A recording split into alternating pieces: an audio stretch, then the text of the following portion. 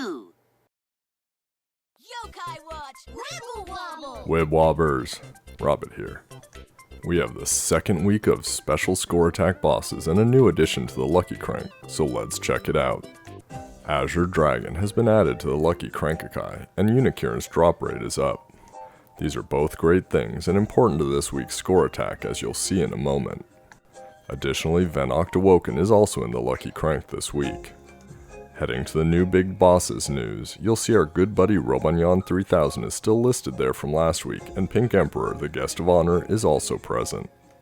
Hopefully many of you received Robonyan 3000 last week, but our focus is going to be on Pink Emperor, mainly. This week the bonuses are Azure Dragon, who's got a big bonus, a medium bonus from Venoct Awoken, and a small bonus from Gargaros. Just like last week, we've got play conditions or tribe restrictions for playing score attack. Last week I managed to narrowly beat Howard and take first place, but we'll see if I can pull that off again this week. Pink Emperor's tribe restrictions are mysterious, tough, and slippery. This is going to be interesting. Both Azure Dragon and Slurpent, which is why Unicorn is so important, are slippery, as is Venoct Awoken.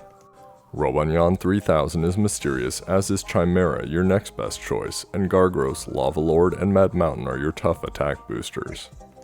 Just like last week, you get more top rewards, and Pink Emperor goes all the way to 750th place, so you have a good shot at getting him. I was able to attain Robonyan 3000 last week, and he's a mysterious SS rank single attacker. His attack stat is the most impressive thing about him, at 858. He's by far the most powerful single attacker we have, but he lacks the tribe support that Demuncher has. Let's hit the Lucky Crank with a moderately sized pile of Y money and see what we can get. The good news, for me at least, is that I got Azure Dragon really quickly.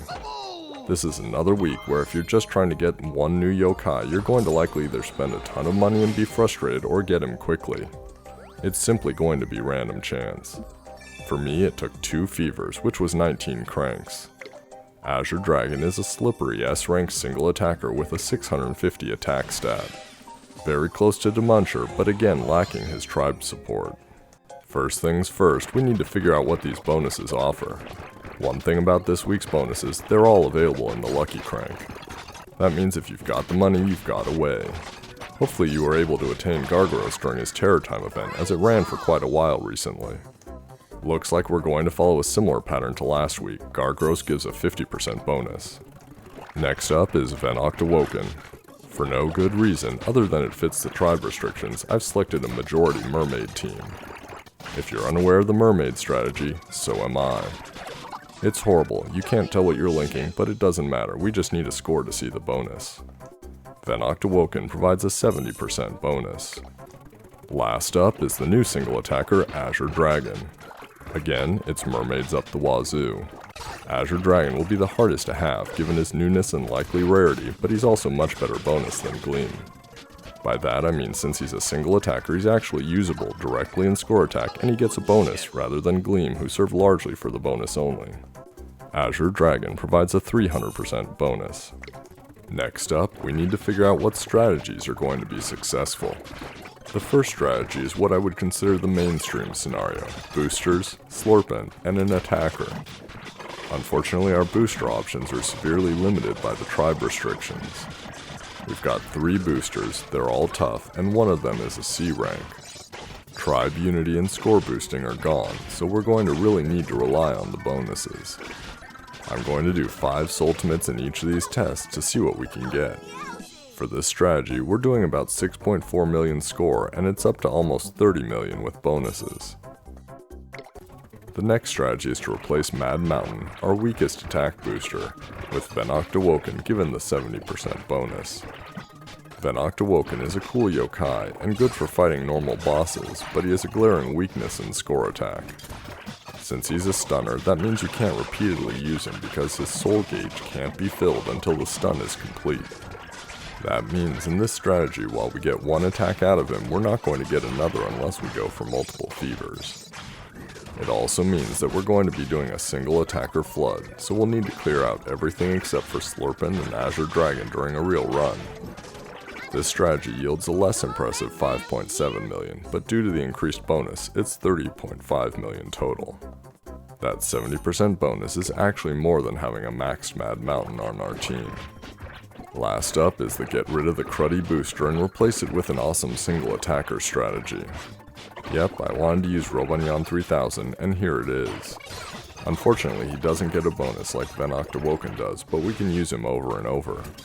Both Mysterious and Slippery are strong against Charming, and all of our boosters are tough, so there's no issue with tribes. Of course, you can argue you're always going to be better with a single attacker no matter how low the boost, but there are two mitigating factors. First, if you use Slurpent and two attackers, you're doing a three-way flood, which is much faster than a two-way flood. Second, Mad Mountain and Azure Dragon basically look identical, so it messes with my eyes. This strategy does about 5.3 million and only 24.6 million after bonuses. Bummer.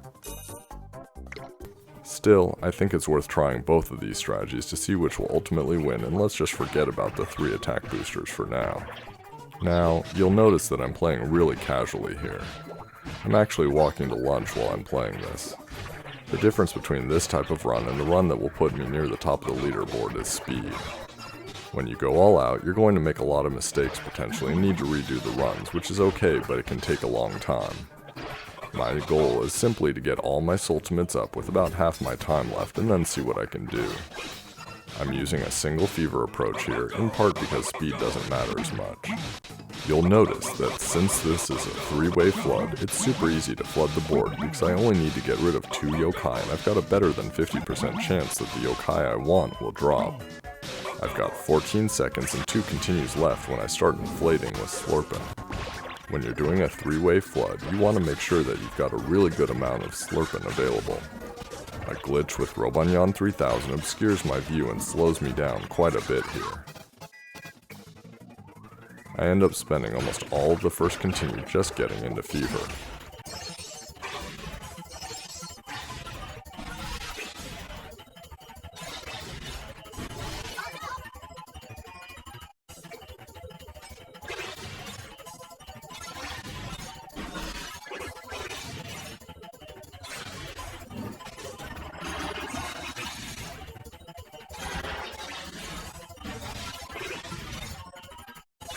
I get 8 attacking ultimates in during fever time.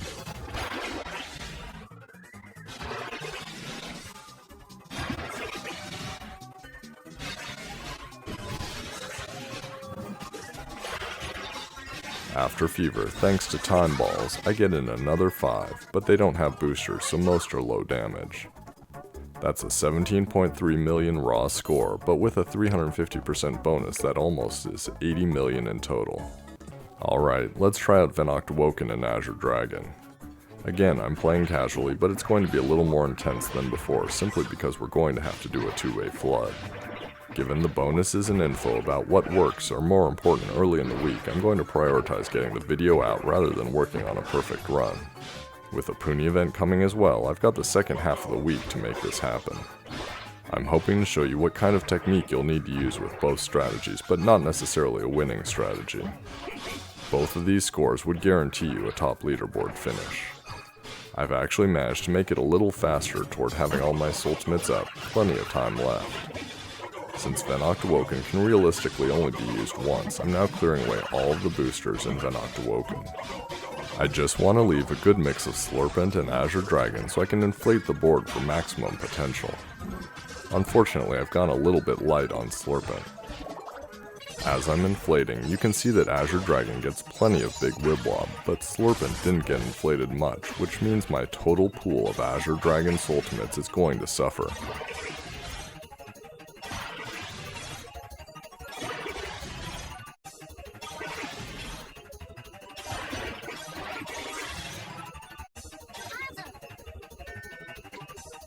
I managed to get 8 ultimates during fever, 3 in the aftermath, largely due to that issue with not getting Slurpent reinflated.